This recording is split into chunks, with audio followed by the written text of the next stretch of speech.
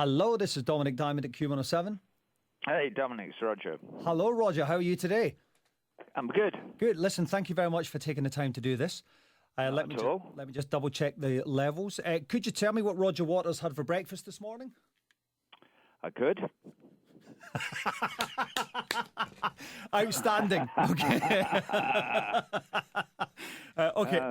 Okay. We can get started. You know, I will if you ask me. Yes. Okay. Okay. This is Dominic Diamond on Q107. I'm going to begin this interview using just 5 words. I'm talking with Roger Waters. Thank you very much for joining us, Roger. I'm happy to. The wall began as an intimately personal psychological idea about a barrier between performer and audience in rock arenas. Now in 2012, it's a rock arena spectacle where big political messages are communicated to those same fans and photos of their lost loved ones are displayed next to your own father. So how much of it has changed between 1979 and today for you? Well, all those years ago when I wrote the thing, I thought it was probably about me and about my father being killed in the Second World War and about all my rocky relationships with young women back in the day. And it was partly about those things, but I've come to realize 30 years later that my sense of loss, losing my father, is a shared experience with millions of other people of my generation and succeeding generations, and that the wall that I felt of as a wall between me and my potential audience is actually much more important, as it is a metaphor and is symbolic of the walls that divide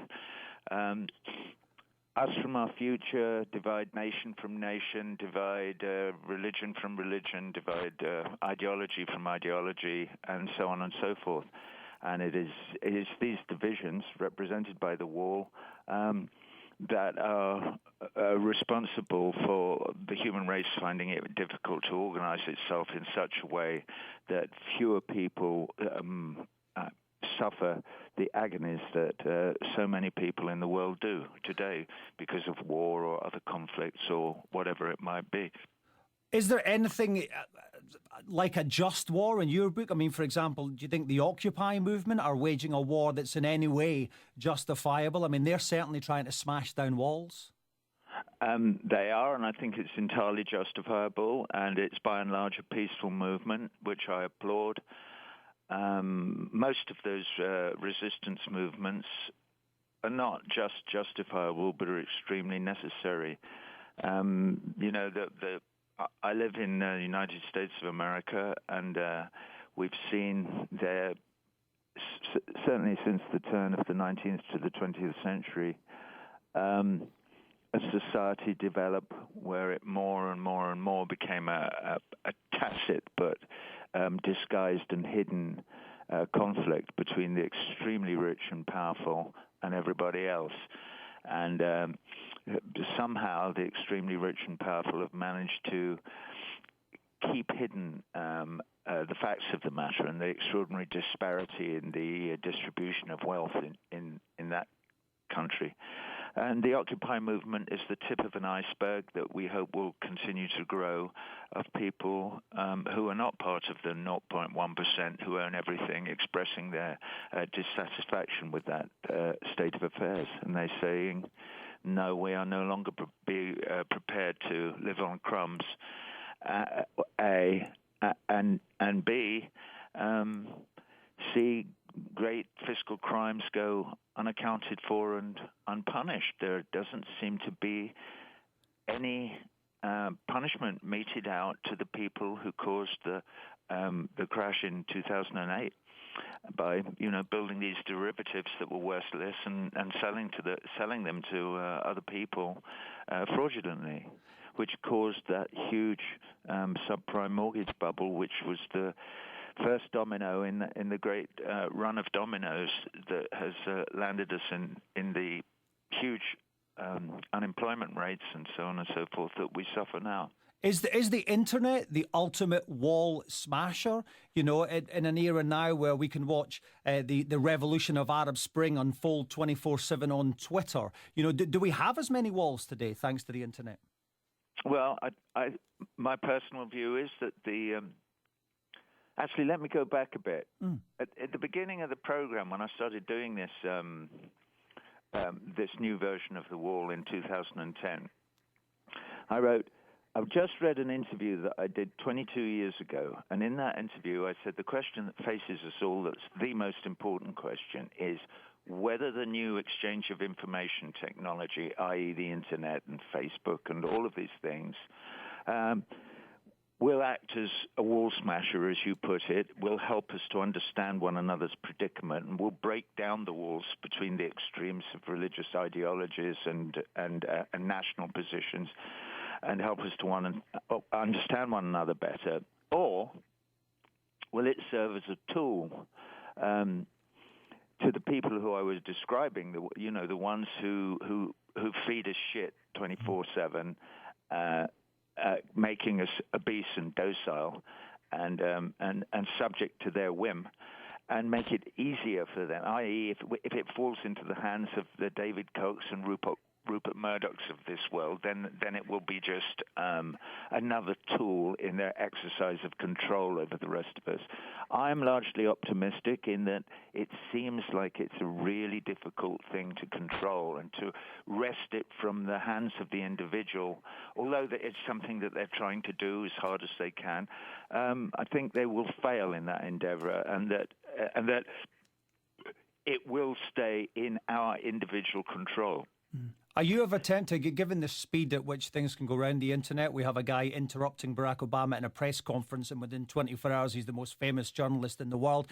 Are you ever tempted to go on stage one night and say, fuck Thatcher, or, just make an overtly political statement? We just get round the internet using that power?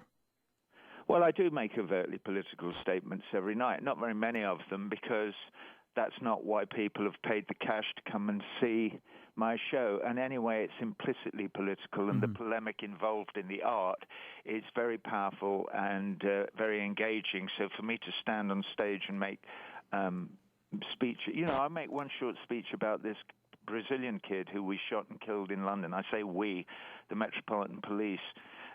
Jean Charles de Menezes, yeah.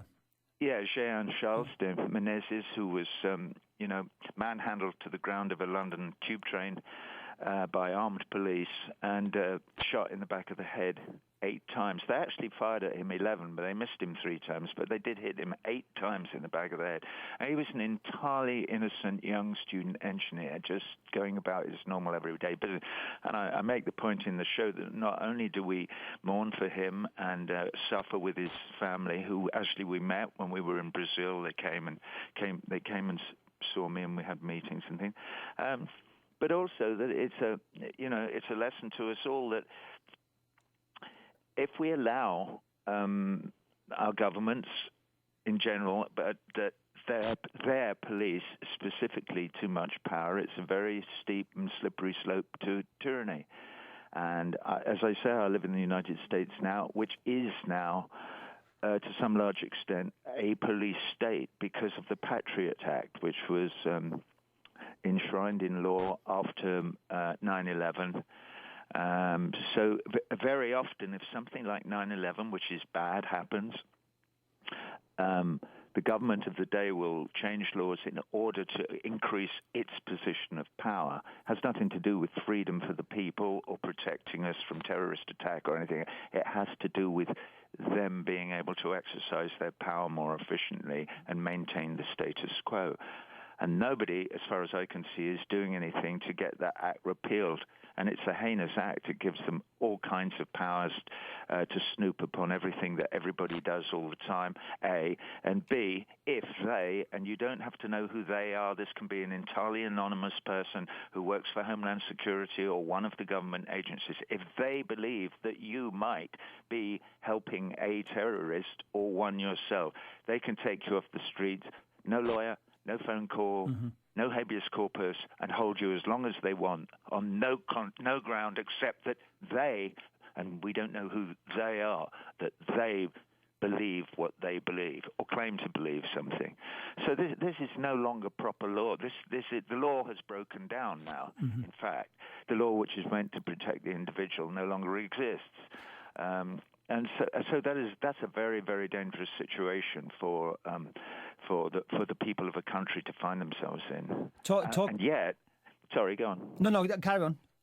Well, it's just that it may be that at the moment it seems that the population is so docile that they don't notice. They haven't yet noticed the predicament that they're in, but they're beginning to notice as they peacefully protest the grotesque nature of the economy and the way the profits of the economy are distributed. When they suddenly start noticing themselves being sprayed in the face with pepper or dragged off and locked up for no reason at all except that they were protesting somewhere. And so I think the lesson is beginning to kick home, and I desperately hope that the Occupy movement grows. I think it's a perfectly legitimate name for the movement because, as I see it, we're looking at a small, very small as yet, but maybe strong and vocal percentage of the population who are trying to reoccupy their own country, which has been taken over by a malign authority which seeks to control them, absolutely. Given the scale of ambition and the messages that you're putting across with this tour and the whole technical scope of the show with the 20 miles of cables and 30-foot high puppets, is there a part of the show after which you relax? Are there any bits that are so technically difficult or tricky that you I can't relax until I've got past that particular bit of the show? No, I stand in the chicken run at the beginning, and I listen to and watch through a black gauze the Spartacus shtick with which we open the show, as you will see. I hope you will come into. I am indeed. Yes, I can't wait. Check it out. And then, boom, it's my cue, and I walk on the stage, and I am entirely relaxed. Brilliant. But also entirely engaged because I'm relaxed, but I'm not unfocused. And I have to be focused to do what I do. We all do. Mm-hmm. We all have to be entirely focused, but you couldn't do what we do if you were tense. It would be just like, a violinist in an orchestra or playing any instrument in a thing. You can't play if you're not relaxed, but you can't play unless you're completely focused in the work. In amongst all this spectacle, is there a favourite moment you look forward to? Is there a particular number or a line or even a note or something that every night? There's a bit when after Nobody Home, mm-hmm. when I sing Vera coming down the steps backstage, because I have to get from the hotel room back to the forestage, and I go onto the stage, and I come through the curtains in the middle of Vera, and none of the audience know I'm there because they're all watching. There's some very moving film of children greeting their fathers who've come back from wherever, from Iraq or Afghanistan, but there's some earlier stuff which is probably Vietnam or Korea or anyway. The audience are all entirely engaged by this, so I get to look at their faces and see them singing the words, and also many of them are weeping at this point because it's very, very moving. And so when I'm standing there in the dark, they can't see me, but I can see them, and we're all singing, "Does anybody else in here feel the way I do?" That's a very special moment. That's brilliant. I've got the hair standing up my legs just listening to you talk about that. That's brilliant. Well, and then I'm in the middle of the stage, and we're singing "Bring the Boys Back Home" with, again, a lot of very affecting imagery, and I quote part of the speech that Eisenhower made in 1946. No, it was later. But anyway, the speech, he made about every gun that's made, every rocket fired, every warship launched signifies in the final sense a theft from those who are hungry and are not fed, from those who are cold and are not clothed. And that was Dwight Eisenhower, and that was at the same time that he was warning us against the potential of the military-industrial complex to absolutely take over society, which it has done. And so he was extraordinarily prescient for an old soldier. I think what was impressive about Eisenhower, although he was a Republican and in general his politics would not have appealed to me at the time, was that he was not a professional politician. He was a soldier who became a politician. And in consequence, he retained some pragmatism in his view, which didn't just have to do with currying favor with a dumb electorate, if I might put it that way. I think he saw a broader picture, and he was brave enough to speak it. You know, in the same way that FDR was in 1936 was brave enough to make that great speech at the end of his first term that he made in 1936, where he said, "I am the most hated man in America, and I'm proud of it." And he went on to say that he would not kowtow to the needs of big business, and so on and so forth. He made that fantastic, and of course he won the election in an absolute landslide because his words struck a great note at the time with the electorate. I think the electorate is now pretty jaded, and they have they're being bombarded with so much propaganda that it's difficult for them to see straight, let alone think straight. But just like Tony Blair before and Barack Obama was supposed to signify the great change and the great hope for everyone, why has that not worked? I think by nature he's an extremely methodical and careful man, and I think also it may be that he likes the feel of the reins of power, so it may be that he just has to go a bit carefully. But when I say this, and I would criticize Barack Obama on certain grounds, in that he promised to close Guantanamo and just didn't, and all that Patriot Act stuff is still in place. But having said that, in this election, which is coming up in November, the alternative, which is this mad man who wears magic underwear and straps his dog to the roof of his car and has spent his entire life stealing jobs from people, that people would consider Mitt Romney as a viable alternative.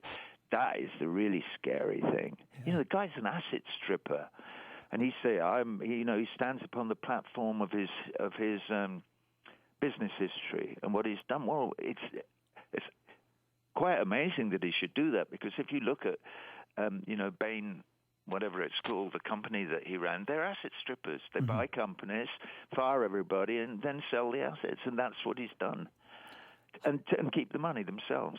And that's what they do. It's the Sheriff of Nottingham.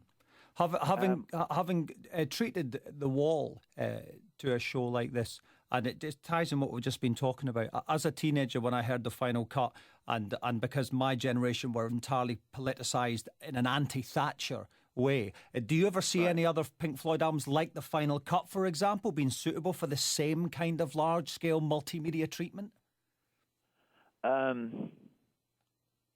Well, the final cut, although it's an historical document now, people very often ask me, "Oh, we want to make a movie," or "Why don't you do it as a show?"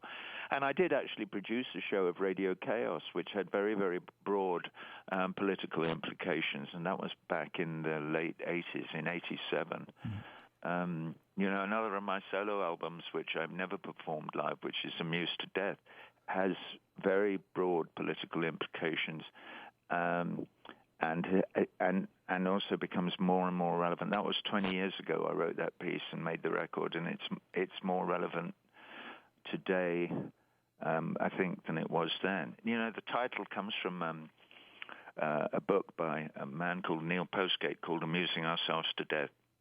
And in the foreword to that book, he says that the two great thinkers of the 20th century, George Orwell and Aldous Huxley, Orwell described a horrific society in his book 1984, where we were controlled through television and so on, and he sort of got it fairly right, but where they would ban books, and this was the great terror, that they would ban books, you wouldn't be allowed them. Huxley, on the other hand, in Brave New World, postulates the notion of a future where they don't have to ban books because nobody reads them, because we're all so busy playing video games and being entertained and amused by all this shit that they throw at us all the time. You know, we're so inundated with Tom Cruise that we don't pick up books anymore. Well, we do, but fewer and fewer of us. You know, so I take it you won't be going to see Tom Cruise in Rock of Ages. No, I will not. You're better not to say it might be jolly good, but you know, I very much doubt it. It's total shite. It's terrible. Yeah. Well, I would assume that it would be. So in terms of like after I was listening to the commentary on the golf at the weekend, and they were talking about when golfers get to a certain age, it's all about the majors and it's all about legacy, and they start thinking just in terms of grand plans. After you wrap the wall, do you think, right, I've got to do something bigger to top this, or do you think, well, I'm going to go the other way and I'm going to get back to more root stuff? Do you ever hanker after a good old 12-bar blues in a small, rock environment or anything like that, or have those days gone? No, sometimes we play a 12-bar blues at a sound check. I may suddenly start playing, or somebody else may, and we play, and it's great fun, and it's moving, and one never loses the connection with that. After all, anything that I've done in my career, or anything that John Lennon did, or Neil Young, or any of the people who I might admire, all comes from Africa originally. It all came up through the Deep South and through Jelly Roll Morton and Johnny Dodds and all that early Dixieland jazz, and then through the early black protest songs, Hardy Ledbetter, and all of that, and then one or two white guys started to cop some of it, Woody Guthrie notably, but also Hank Williams, and then later on, this is a very potted history, but and then Elvis and Eddie Cochran, and somehow it then got back across the Atlantic and infected the Who and the Rolling Stones and the Beatles, and the Beatles then started to realize that they could write about the reality of their lives, so they developed this sort of kitchen sink style. Suddenly we had, we'd already had Arnold Wesker and Pinter and people, dealing with the reality of life in England in terms of the legitimate theatre and so on. But now we had a pop group telling us about She's Leaving Home and Eleanor Rigby and all of this stuff. And so they gave me and my generation permission to write about things that we actually understood and felt real things about, rather than moon, June, money, this, that, the other.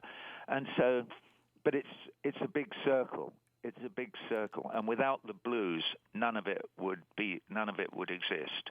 With all due respect to the Celtic traditions, the thing that somehow seems to grip us more than Celtic folk music is the black music that came from Africa. Are there any songs that Roger Waters likes to play, either as part of a sound check or when you're sitting on your own in a room with a guitar, that might surprise people? I can't tell you the title, but I've in the last 3 months, I suppose, over time, I wrote a new song which I'm very excited about, because I have a feeling that it may provide me with the central theme and the impetus to make another record, which I will try and do as soon after I finish this tour as I can. And it's, it's all about politics and metaphysics and how those things intertwine, and the unanswerable questions. And I don't know. Have you any idea yet how this would sound? Would this be a big orchestral affair? Would this be no? It wouldn't. I've got a couple of ideas of guys who I'm thinking of playing some of the songs to, and seeing if they would like to work with me on a co-production. Because occasionally you hear a record and you think, God, my goodness, that's so good. The last one it really happened to me with was Dirt Farmer, but that was, produced largely by Levon himself, and who sadly died, a few weeks ago, as we all know. a great loss to everybody. But another record that I really loved the sound of was the album, the Johnny Cash album of covers, including what was that 9 Inch Nail song? Heart. Hurt, yeah, brilliant song. I mean, that recording of that Johnny Cash singing that, and that's produced by a guy called Rick Rubin, I think. And I heard that and I thought, wow, this is just so good. Yeah. So it's much more likely that I will do something that will be not giant in its production, but working with musicians whose sound I really like, and trying to express the ideas in a simple but affecting way to allow, At the risk I'll tell you. I'm going to tell you now. I'll tell you one little clip, one little verse. Okay. The second verse, in fact, from this new song I've been working on, and it bears reference to Obama and to, not that we mention him by name, but and to American foreign policy. And it is this. It says, if I were a drone patrolling foreign skies with my electronic eyes for guidance and the element of surprise, I would be afraid to find someone home, maybe a woman by a stove, baking bread, making rice, or just boiling down some bones if I were a drone. That's absolutely amazing. I can't believe that I'm hearing you say this. See, that to me, that's very much a Final Cut kind of direction lyric. That makes me so excited. Well, the thing about losing loved ones, or about, as you know, I invite veterans to the show 20 every night, and at halftime I go and see them and we talk, and we never talk politics, but inevitably there is a pool of loss, but also a pool of love and respect in the room because of who they are, and partly because of the work and whatever. And so, the gift of loss is that let me say this. With loss brings one the gift of empathy, at least in some people, and at least to some extent. When we lose, it gives us the chance to empathize with others who lose, and so it brings us closer together across walls of ideology and extreme religion and so on, to empathize with the other guy and to begin to understand more and more that there is no us and them. We are us and they are them by accidents of birth and nothing more. If you're born in the middle of Saudi Arabia, it's extremely likely that you will grow up in the Muslim faith, and that that your views may become extreme. And similarly, if you grow up in Kansas, you're likely to be a Methodist or something, and equally likely to hold extreme views.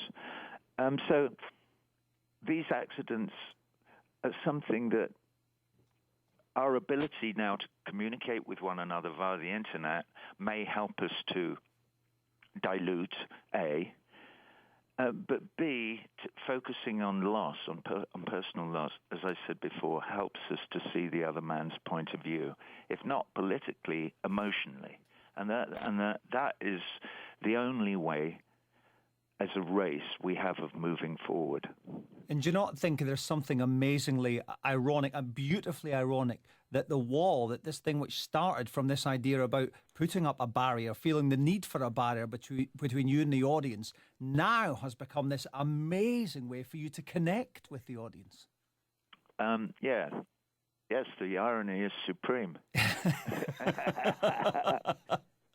And very, very enjoyable. Can I ask you this one question? At the risk of just hearing the telephone line going dead, you said that when you're thinking of this, the new songs, there's a couple of musicians that you have in mind of people that you'd like to work with on it. Are any of these musicians called Dave Gilmour? I've got to ask. That's what the listeners want to know. Absolutely not. No. No. It's really weird, I have this conversation inevitably because people seem to find it so difficult to understand. There was a reason that I left Pink Floyd in 1985, which is however long ago that is. What is it, 37 years? Yeah. 30 years. Anyway. And the reason was that we were done.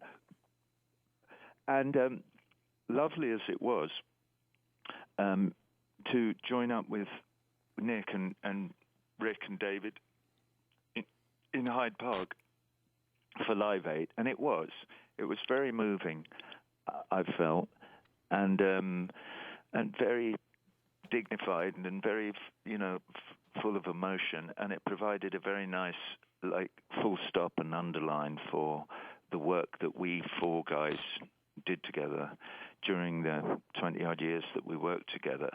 But that's what it was. It was a neat little underlining or full stop.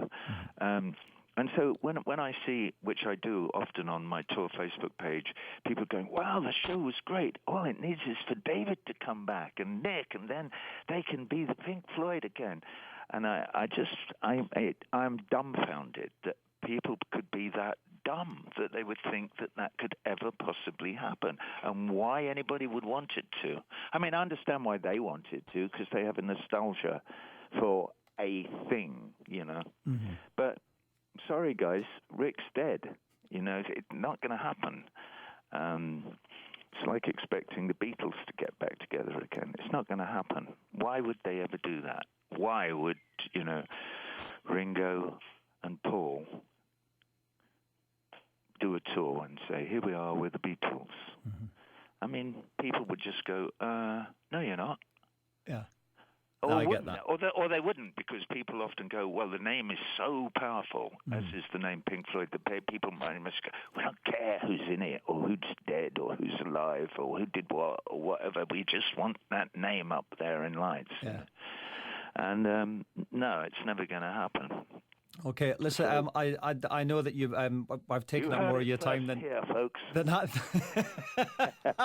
I know I've taken up more of your time than I was allotted, Roger. I just want to say thank you so much. It's a real personal honour for me to interview you in connection with The Wall. I was a 9-year-old kid in the east coast of Scotland in a pantomime, and I'd never heard of Pink Floyd before. And it was Christmas 1979, and one night all of the sound techs were running around high-fiving each other saying, Floyd's done it, Floyd's got to #1.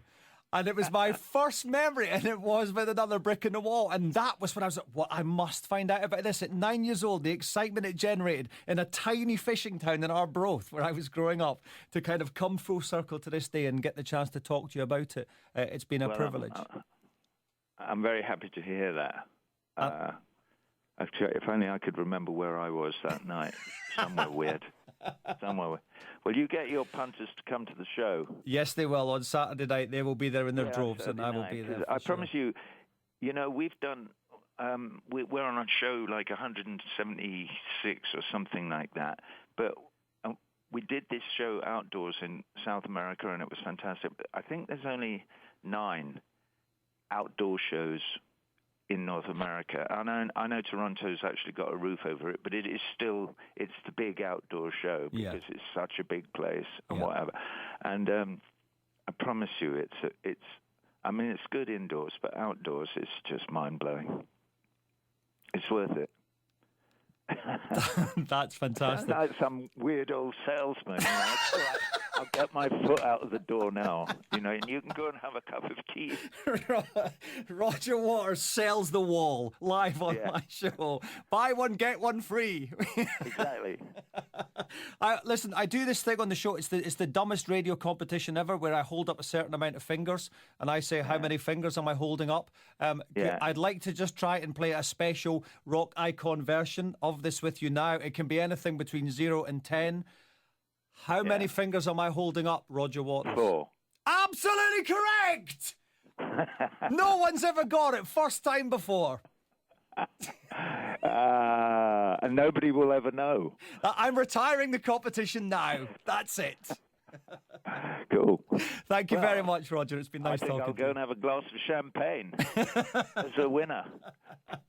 All right, take care, Roger. I look forward to seeing the gig on Saturday. Yeah. Cheers, mate.